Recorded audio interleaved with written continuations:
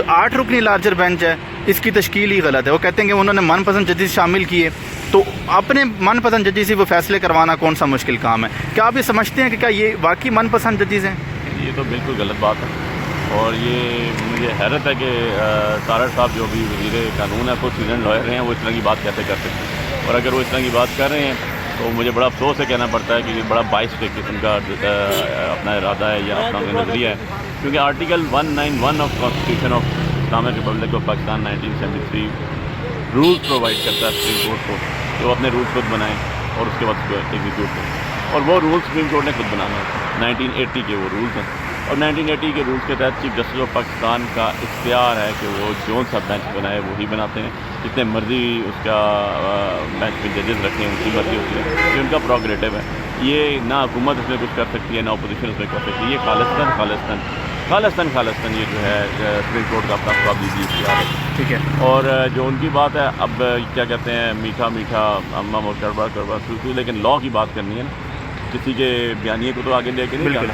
لا تو یہی کہتا ہے کہ جو بھی آپ اس ٹائم پریویلنگ لا ہے وہ یہی پرمٹ کرتا ہے, وہ یہی الاؤ کرتا ہے کہ جو سپریم کورٹ آف پاکستان کے چیف جسٹس ہیں بینچ تشکیل انہوں نے ہی دینے ہیں, ان کے علاوہ کوئی نہیں دے سکتا. ٹھیک ہے. اس آپ سے استفادہ کرتے ہوئے یعنی کہ کچھ ٹیکنیکلٹیز کی طرف ہم آنا چاہ رہے ہیں عام عوام کے لیے.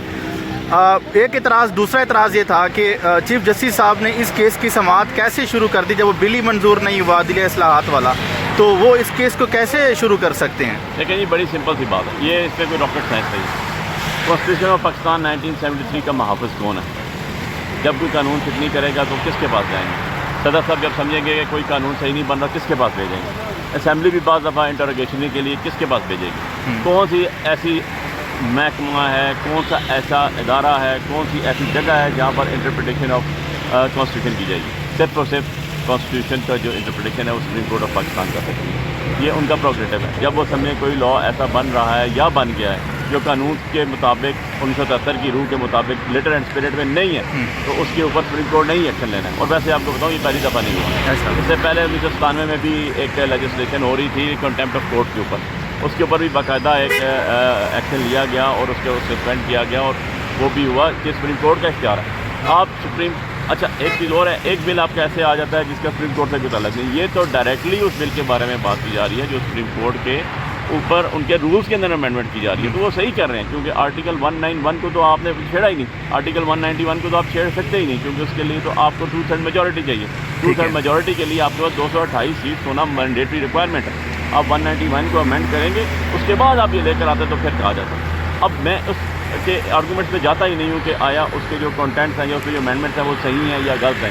ضرورت ہوگی میں بھی کوئی صحیح بھی ہوں بیچ میں, کوئی غلط بھی ہوں, لیکن ایشو یہ ہے کہ جو میکینزم ہے, جو ٹائمنگ ہے, جو ابھی انہوں نے قرارداد کے ذریعے کیا, دیٹ از ناٹ کریکٹ. یہ بالکل غلط ہے, اور اس کے بعد سپریم کورٹ آف پاکستان نے بالکل صحیح اپنا جو انیشیٹو ہے وہ. کیا آئین پاکستان یہ اجازت دیتا ہے یا کہ جو ججز ہیں ہم فیصلے پہ اعتراض کر سکتے ہیں, ہم اس فیصلے پہ بحث بھی کر سکتے ہیں آئین کے روح کے حساب سے, لیکن ججز کے خلاف قرارداد کو پیش کرنا اور ججز کے ذاتیات پہ بات کرنا, اس کو کس طرح آپ دیکھتے ہیں؟ لیکن یہ بہت غلط ہے, انتہائی کنڈیمنیبل ہے, اور میں اپیل کرتا ہوں کہ ججز کو بھی کہ انہوں نے اس چیز کو بڑا ٹالریٹ کیا.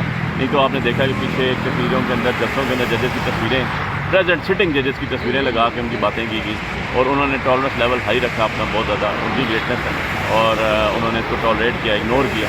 ادروائز ابھی بھی جو قرارداد آپ کی اسمبلی میں آ رہی ہے یا جو چیزیں آ رہی ہیں, وہ جب ایک جج کو لے کر آتے ہیں, دیکھیں اگر جج صاحب کو کوئی اختلاف ہے, جج صاحب کو کوئی پرابلم ہے, جج کے بارے میں کوئی آپ کے پاس میعاد ہے, تو سپریم جوڈیشل کونسل میں جائیں گے نا آپ, تو وہاں جا کے ان کو طریقہ کار ہے اس کے مطابق ڈیل کریں آپ. ادروائز اسمبلی میں بیٹھ کے کل کچھ کر دینا ویری پسند. آخری سوال آپ سے, اس وقت پی ڈی ایم کے پاس کوئی راستہ بچتا ہے کہ آرٹیکل 6 کی طرف جاتا ہوا معاملہ آپ کو دکھائی دے رہا ہے, یا کوئی ان کے پاس بچاؤ کا کوئی راستہ ہے؟ آپ کیا سمجھتے ہیں؟ بچاؤ کا صرف ایک ہی راستہ ہے کہ الیکشن کرانے پڑیں گے, ادروائز کوئی بچاؤ کا راستہ نہیں ہے. آرٹیکل 6 اگر ابھی نہیں لگے گا کیونکہ خود گورنمنٹ میں بیٹھے ہوئے ہیں, 6 مہینے بعد لگ جائے گا, لیکن جو قانون فکن ہوگا اس کو قانون توڑنے کی جو اسپیسیفک پروویژن ہے آرٹیکل 6 کی کانسٹیٹیوشن کو توڑنے کی, وہ اس کے اوپر لگے. اور آپ نے دیکھا کہ مشرف صاحب نے اگر توڑا کانسٹیٹیوشن تو بڑا عرصہ پہلے توڑا, اور جب اس پہ آرٹیکل 6 لگا تو بڑا عرصہ بعد لگا. سر تھینک یو سو مچ. یہ چیزیں پینڈنگ ہیں, یہ ہمارے پاس موجود ہے. Sir thank you.